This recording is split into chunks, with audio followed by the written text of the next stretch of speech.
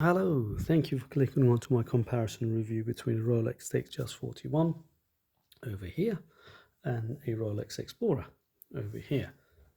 I'll tell you right from the get-go, I'm not a professional reviewer of horological timepieces. I don't have any expertise in the field.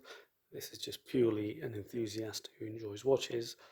So what you'll get is, from a consumer's perspective, mainly really looking at how they fit and what they look like, more cosmetical rather than the specific workings of each watch and the grade of steel and all that. I'm not that much of a nerd. I just like watches. These are my own two watches, and that's it. Now, how this video has come about is I've always had Breitlings and Omegas, which I'm a massive Omega fan, always have been for quite a few years, and still am, I guess. So I've just, in July 2020, have decided to go for the Rolex watches now. And I didn't really have the ability to go for anything like the Submariners or the GMTs and all of those. Number one, you can't get them as of July 2020. They are in such high demand unless you've got a fantastic relationship with the authorized dealers and jewelers. You're not going to get those watches, and even if you did, I think they're still on an 18 months to 2 year waiting list, so you're not going to get those. So what do? Do you wait forever, or if you want a Rolex and you want it now, that's what you've got to go and make a decision on. So I did some research. My personal friend has got quite a few Rolexes, so I bounced a few ideas off him.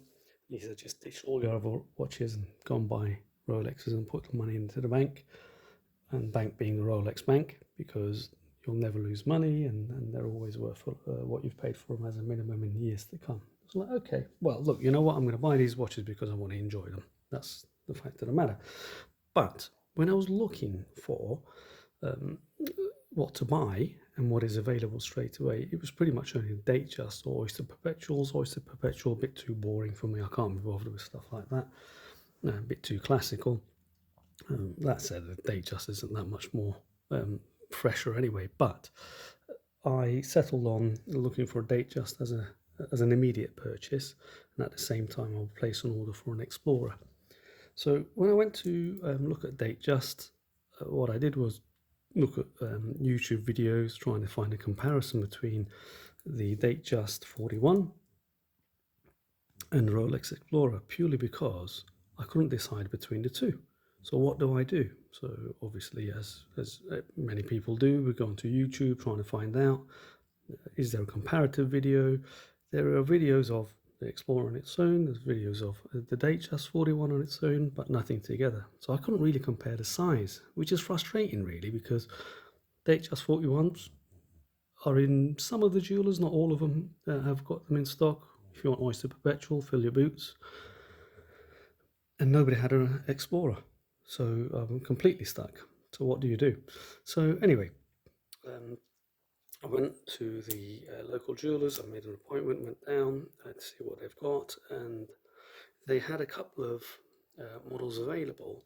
But I went for this one. Now this is called a Wimbledon Dial. So if you look at it a little bit closer, you'll see that it's got Roman numerals, as you'll see there, but they're in black with a green outline on a grey or Rhodian dial. And you know what? It just looks brilliant. To be fair, the video or the photos don't do it justice, but when it's on your wrist in real life, when you see it in 3D, it is just that's a good angle. If you look at that, you'll see what I mean. It just looks different, because there are quite a lot of Datejusts out there, being Rolex's most popular watch, but they've got like battens or sticks or whatever you call them. Now some of them do have Roman numerals in white gold applied like that, but this is just different. And in my opinion, right, because the Rolex enthusiasts are calling this a Wimbledon, that is not its official name, I then think, in my limited capacity of Rolex knowledge, that because it's got a nickname, it's more than likely going to be a future collector. Now, I'm buying this watch because I like it, so I bought it and I'll keep it. But at the same time, I managed to order a Explorer, and thankfully I've been lucky enough to receive it. So And now I've got both. I'm thinking, well, do you know what? If anybody else is in the same boat as me, oh, do I buy a Datejust? Do I buy an Explorer? I've never seen them side to side in a video. Well, here they are. Rolex Datejust Wimbledon 41 and Rolex Explorer. Now the Explorer is 39mm. The Datejust 41 allegedly is 41, but I believe it's 39.5 or just over maybe that. Certainly ain't 41. It doesn't look it. The difference between the two, you've got oyster bracelet on both. On the Explorer, you'll see that it's actually brushed, whereas on the Datejust, you'll see it's polished center links. They've both got a polished bezel, but I quite like this polished center link. The only problem with that, you'll see, is it's just a fingerprint magnet, so you're forever having to clean it up, as so, yeah. But it just looks striking. I do like that. Turn them over, and if you look at the clasp, again, they're polished, brushed. Now, when you put the actual watch on, the clasps are slightly different. That has just got a quick click clasp with a pivoting point to open it up. I love that little coronet or crown there. That's not etched, but actually applied. And the watch, it just looks good, doesn't it? Really, on the wrist. I love it. It's light. It's easy to fit. It's not too bulky. If you look at the side profile, it's actually quite nice, and it is a comfortable watch. I enjoy wearing. Now, to be fair to the Explorer, it wears very similar. It's not too dissimilar, which pretty much not too dissimilar of a watch anyway. But the difference between the clasp of this, it's got a fold over clasp. But again, you've got the little crown there that's applied, and I love it. There's something special about putting a Rolex on your wrist. There really is. Again, in order to open that, that's got a little pivot point there. And they've both got the highly polished Rolex emblem there. So if I had to choose one, now I'm not going to choose one because I own both and I'm going to keep them, because you should never sell a Rolex and you should always keep them. They're an asset.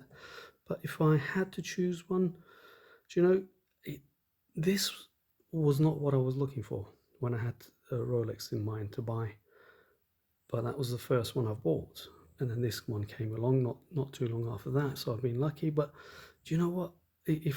This has really grown on me. The Datejust has really grown on me. And by a margin, small margin, I prefer it to the Explorer. That said, this is an ultimate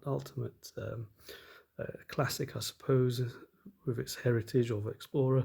But this is also the same. A friend of mine said that this looks like a younger person's watch, but it could be like any watch. And then that same person said, this looks a bit more Rolexy, a bit more classy, but perhaps more for an elderly gent. I don't care. I'm keeping both anyway, so it doesn't matter to me. I like the little cyclops there. But yeah, if you had to choose, which one would it be? And if you had to choose one, which one would you keep and why? Let me know. And look out for future reviews of other watches or technology or anything like that. That's just basically consumer stuff that you're not going to get any jargon filled with specification that you don't need. Just look at that, enjoy it, and if you like it, click the like button. Thank you.